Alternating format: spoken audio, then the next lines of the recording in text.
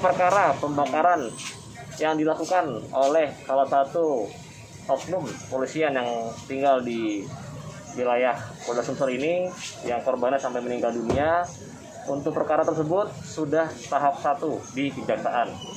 Pihak kejaksaan sedang melihat dan mengecek terkait pemberkasan yang kami kirimkan ke kejaksaan.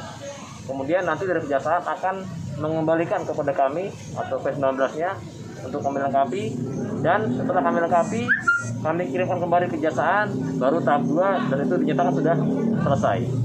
Pasal yang dikenakan, Bang? Pasal yang dikenakan ada pasal berlapis, ya.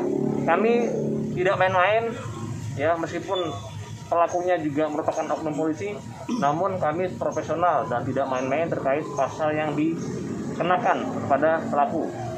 Yang kami kenakan yang pertama adalah pasal 340, subsidiar pasal 353, lebih subsidiar pasal 354, lebih subsidiar pasal 353 dengan ancaman hukuman maksimal seumur hidup.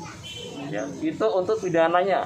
Terkait dengan kedinasannya itu tentu saja sudah diarahkan ke kode etik.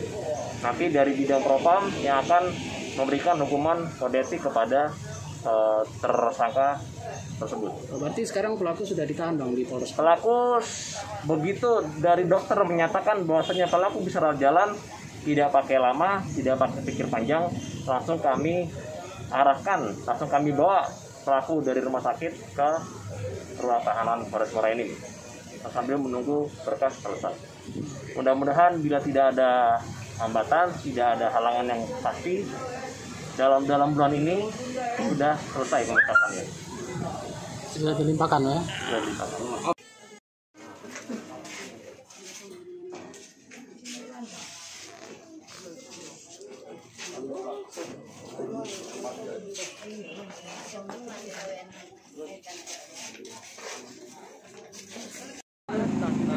Cium kau ni, tak apa nak. Cium kau di sana.